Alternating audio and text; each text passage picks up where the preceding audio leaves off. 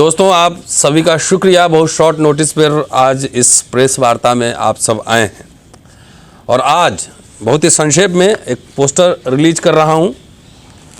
ये पोस्टर देख लीजिए। पहले न्याय अधिकार महासम्मेलन रामलीला मैदान 6 और 7 दिसंबर को है। 2 दिन का कार्यक्रम है और कई महत्वपूर्ण इसमें मसले उठेंगे। देश के विभिन्न प्रदेशों से कई सामाजिक संगठन अपने झंडे बैनर के तले रामलीला ग्राउंड में 6 और 7 तारीख को एकत्रित होंगे। कई महत्वपूर्ण मांग है, मैं ये बताऊंगा आपको। लेकिन हमारे साथ अभी 2 खास मेहमान भी हैं। सोमेंद्र है मेरे बगल में बाएं साइड में और रामाशंकर बैठे हैं मेरे दाहिने साइड में।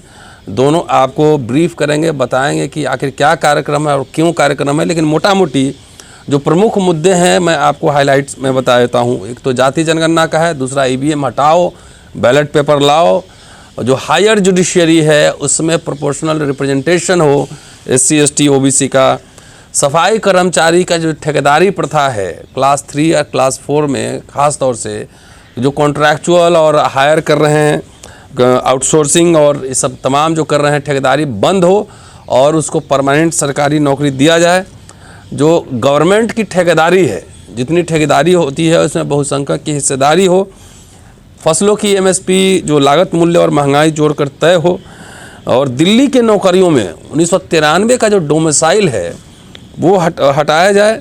क्रीमी लेयर का मानदंड बदले और ख़ास तौर से EWS आने के बाद ये क्रीमी लेयर OBC में सेम EWS और OBC का वो एक तरह से तर्क संगत नहीं है, वो हटाया जाए उसको। और आदिवासियों की अनुसूची 5 और 6 को लागू की जाए। कॉमनल हार्मनी और भाईचारा, कॉमनल हार्मनी स्थापित हो। इन तमाम मसलों को लेकर 6 और 7 तारीख को देश भर के विभिन्न संगठनों के प्रतिनिधि और लोग इस कार्यक्रम में शिरकत करने जा रहे हैं और आ रहे हैं।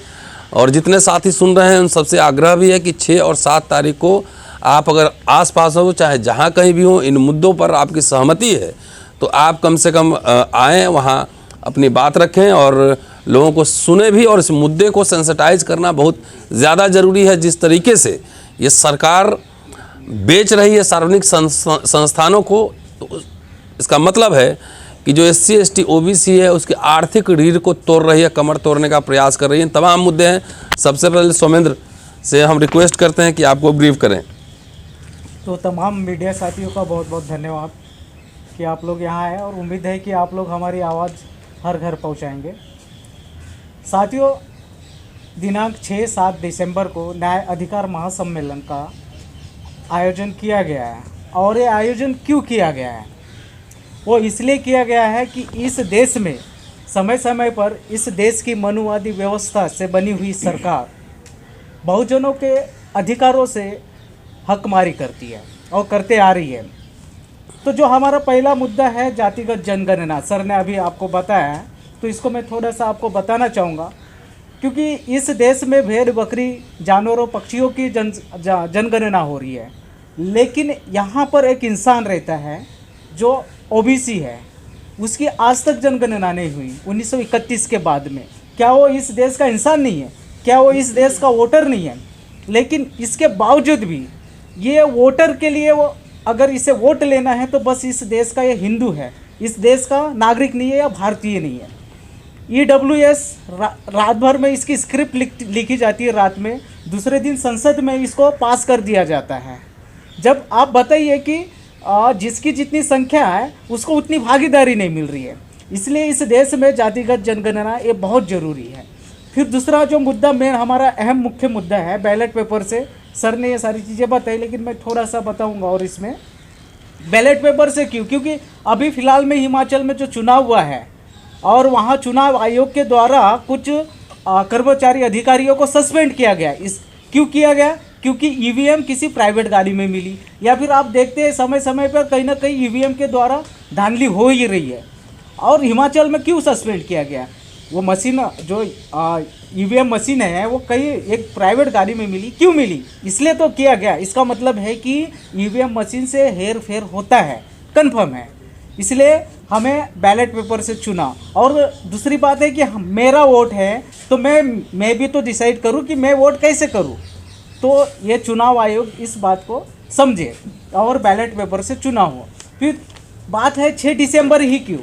तो आदरणीय साथियों, 6 दिसंबर इसलिए क्योंकि 6 दिसंबर को जब बाबा साहब 26 अरलीपुर रोड पे उनका महापरिनिर्वाण होता है, तो बाबा साहब को के पार्थिव शरीर को यहाँ पर जगह नहीं दी जाती। दिल्ली के अंदर उनके पार्थिव शरीर को जगह नहीं दी जाती और उन्हें महाराष्ट्र मुंबई भेजा जाता है। अब सोचिए कि बाबा साहब जो हमारे मसीहा है, इस देश के संविधान के शिल्पकार हैं, उनके पार्थिव शरीर को दिल्ली में जगह नहीं मिल रही है और उन्हें महाराष्ट्र की सीमित किया जा रहा है। और उनको महाराष्ट्र की सीमित करने के लिए यहाँ पर मनुवादी सोच रखने वाली कांग्रेस सरकार ने बाबा साहब को मुंबई भेजा। अगर बाबा साहब की समाधि दिल्ली में होती तो मैं गर्व के साथ और पूरे उम्मीद के साथ ये बात कह रहा हूँ कि ये दिल्ली का नज़ारा और कुछ अलग होता। इसलिए पूरे देश के लोग दिल्ली में 6 दिसंबर को बाबा साहब का अभिवादन करने के लिए शामिल हो रहे हैं। और बाकी और भी बहुत सारे मुद्दे हैं, लेकिन साथ में और भी सर है, कुशवाहा सर है। तो कुशवाहा सर आप हाँ, रमाशंकर जी से रिक्वेस्ट है कि 6-7 का जो कार्यक्रम है थोड़ा सा ब्रीफ में ज़रा बताएं। बहुत धन्यवाद सर, और हमारे मीडिया साथियों का बहुत धन्यवाद जो यहाँ उपस्थित हुए हैं। इसमें क्या है कि 2-3 मुद्दे हैं, जिसमें एक रिजर्वेशन भी एक मुद्दा है बड़ा, जो रह गया इस सर की सूचना में। आप देखिए कि अभी दिल्ली विश्वविद्यालय में 2 पोस्ट पर पॉलिटिकल साइंस में NFS जैसा लगा दिया गया है, रिजल्ट में नहीं है तो मतलब नहीं है। ऐसे ही हंसराज कॉलेज में एक ST पोस्ट पर मामला आया है। ये सारे लखनऊ यूनिवर्सिटी में एक SC पोस्ट पर मामला आया था। ये सारे रिज़र्व कैटेगरी पर ही सीटें नहीं भरी जा रही, या इंटरव्यू अच्छे से कंडक्ट नहीं हो रहा, या 50-50, 60-60 पार्टिसिपेंट, या कह सकते हैं कि जो शोधार्थी, रिसर्चर, शिक्षक हैं जो पढ़ा रहे हैं, उनके होने के बाद भी ये पद नहीं भरे जा रहे हैं। तो ये भी एक बड़ा मुद्दा है कि कितनी ज़्यादा व्यवस्था बायस्ड है। एक तरफ सरकार कह रही है, सरकार के जो मुखिया कह रहे हैं कि हम OBC हैं, और दूसरे तरफ OBC सीटें विश्वविद्यालयों में नहीं भरी जा रही हैं, धज्जियाँ उड़ा रहे हैं लोग। और कौन लोग उड़ा रहे हैं, क्यों उड़ा रहे हैं, इसका कोई जवाब की कोई देने के लिए तैयार नहीं है। तो इन सारी चीज़ों पर भी बात होनी है वहाँ पे। दूसरा क्या है कि जैसे ठेकेदारी की व्यवस्था है, एक तरफ सरकार पूरी तरह से प्राइवेटाइजेशन जोरों पर लागू करवा रही है, और दूसरी तरफ आप देखिए कि उसमें किसी तरह का कोई रिप्रेजेंटेशन, रिजर्वेशन जैसी व्यवस्था नहीं है। स्वाभाविक है वहाँ जितने एम्प्लॉय भरे जा रहे हैं वो सारे खास वर्ग या क्षेत्र या कह सकते हैं व्यवस्था वाले लोग हैं, जिनके पहले से लोग वहाँ हैं, वो पैठ बना के अपना काम करवा रहे हैं। तो ये जो डी ग्रेड को या C ग्रेड की नौकरियों को ख़त्म करके, और एक जो कह सकते हैं कि संविधान ने अधिकार दिया था कि इक्वलिटी की तरफ लोग बढ़ रहे हैं, समानता धीरे धीरे पाने के लिए एक जो आर्थिक व्यवस्था होनी चाहिए वो मिल रही थी, उसको ये ख़त्म कर रहे हैं। क्योंकि जानते हैं कि जैसे जैसे समृद्धि आएगी वैसे वैसे लोग शिक्षा की तरफ बढ़ेगा और अपने अधिकारों के लिए लड़ना शुरू करेगा, मांग करेगा, आवाज़ उठाएगा। तो ये आवाज़ बनी ना पाए, इसके लिए शिक्षा से ही इनको वंचित कर देना है, अर्थव्यवस्था में इनको हिस्सेदारी नहीं देनी है। तो इन चीज़ों को लेकर के जगह जगह विरोध होता रहा है। इस बार हम लोग एक केंद्रित स्थान खोजे हैं, रामलीला मैदान। अब जानते हैं परिवर्तनकामी जगह है, वहाँ से बहुत सारे परिवर्तन की आवाज़ें उठती रही हैं। एक बार बहुसंख्यक समाज का भी ये महान्याय अधिकार जो सम्मेलन है वहाँ होने जा रहा है। 6 और 7 दिसंबर को आप लोग ज़रूर आएँ। अगर इन मुद्दों से, इन व्यवस्थाओं को बदलने में कहीं भागीदारी लगता है कि आपको करनी चाहिए, तो आपको वहाँ उपस्थित होना चाहिए और इससे ज़रूर बदलाव आएगा। धन्यवाद सर। इस सम्मेलन में कौन कौन प्रवक्ता और रहने वाले हैं? कोई पॉलिटिकल लीडर भी आएंगे क्या? कुछ आ सकते हैं, न्योता बहुत लोग को दिया जा चुका है, लेकिन आप सब जो युवा हैं, जो सोशल एक्टिविस्ट हैं, हमारे लीडर तो वही होते हैं। जी। क्योंकि पिछले कई वर्षों में हमने देखा है कि सोशल एक्टिविस्ट यही ज़्यादा मोर्चा संभालते हैं। तो खुला मंच है, जिनको आना है आए। कुछ लोग को अप्रोच किया गया है, लेकिन आए। और ये बात सिर्फ रामलीला ग्राउंड में नहीं, संसद में मामला ये उठे कि सिर्फ आना ज़रूरी नहीं, इसको डिफरेंट फोरम्स पे जहाँ जो लोग हैं वहाँ पे इस मुद्दे को उठाएं, ये ज़रूरी है। सर आप कह रहे हैं कि न्याय अधिकार रैली है, लेकिन जो सरकार का नारा है सबका साथ, सबका विकास, सबका विश्वास, ऐसे में सर ये कितना जायज लगती है रैली जो इस सरकार चल रही है देश में? नहीं तो जो चल रही 8 साल से आप खुश हैं, आपके साथ न्याय हो गया तो मुझे कुछ नहीं कहना है। अगर लगता है कि न्याय नहीं हुआ है तो ये न्याय महारैली जो है ना प्रासंगिक है।